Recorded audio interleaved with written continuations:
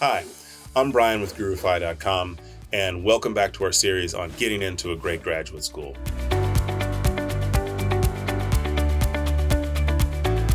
Now, the place that I think you should actually start in this process is figuring out whether or not you should go to graduate school. Now, if you're listening to this, you're probably considering graduate school, you've maybe even decided that you want to go, and you've maybe even started your application process. I would ask you to at least pause that for a second to think about this in all seriousness. When I was a professor at Harvard, I used to teach undergraduates, and students would come to me and they would ask me about graduate school. And the little trick I would pull is that I would tell them not to go. And if they wanted to go, they should convince me why. The reason is I never wanted them to view graduate school as a default or a way to kick the can down the road in terms of making hard decisions about their life. And so if they couldn't, in my office, give me a compelling reason for why they wanted to go to graduate school, it probably was the wrong choice for them. So in thinking about this, I want to talk about some bad reasons to go to graduate school and some better or some good reasons. First bad reasons is you're not sure what you want to do with your life. Again, don't ever think of graduate school as a holding pattern or some way to get out of making hard decisions. Second bad reason to go to graduate school. You kind of like a subject and you think it would be fun to learn more about it. Again, graduate school is hard, it's intense, and if you have any kind of wishy-washy feelings about the actual subject, it's probably not the right pursuit for you because you're going to spend so much time delving into the minutia of that subject and you won't get much out of it if you don't have a genuine passion for the subject going into it. And lastly, having some kind of graduate degree will make me more employable. A lot of times I'll have clients come to me and they say, I just want to get some type of master's degree, and that's not the right way to think about this. You need to have a little bit more specificity and clarity about what you want to do and why when you go into this graduate school process.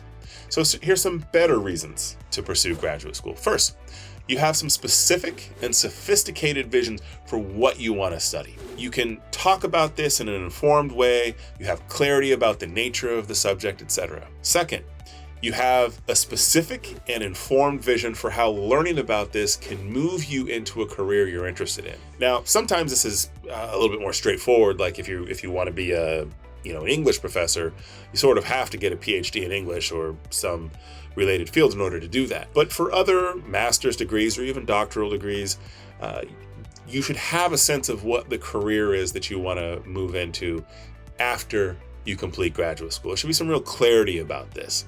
And finally, you're experienced and you're knowledgeable in a field that you're passionate about, but you've bumped up against the limits of your knowledge and you want to learn more so you can do more. So again, it demonstrates this idea that you have a real understanding of the field, that your perspective on it is mature and sophisticated, and you've maybe, in your line of work, gone as far as you can go without more knowledge. So that's a good reason to say, I want to pursue more knowledge in this particular field so that I can really become a master in it and flex my muscles either at work or in whatever my professional aspiration is. Some things to think about.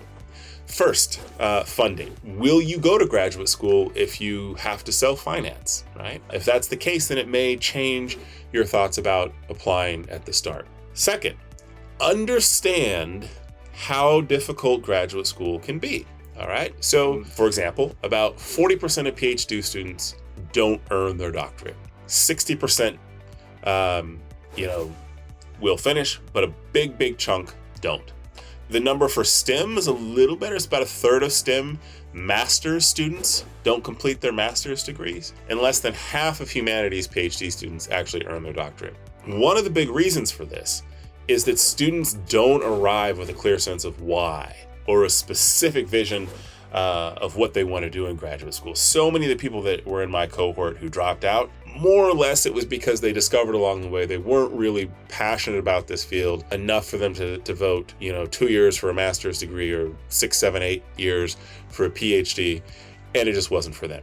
Understand that these programs many times have really high attrition rates, and so it's not guaranteed that if you start that you'll finish. And this ties back to my previous point about funding.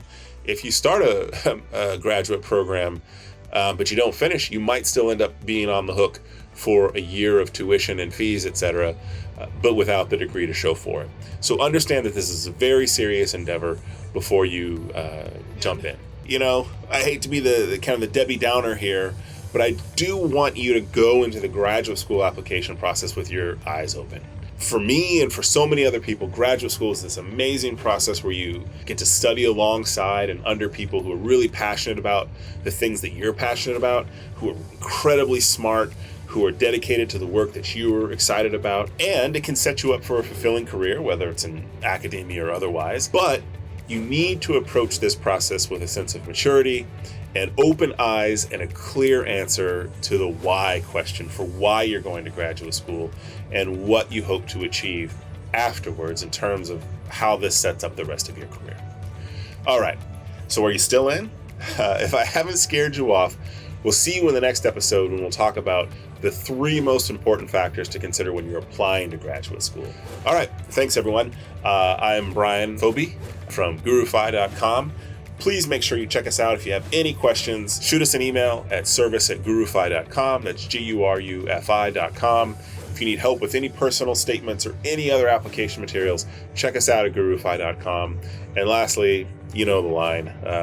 Be sure to like and subscribe so that you will know when our next video in this series drops. All right, it's been fun. I'll see you next time.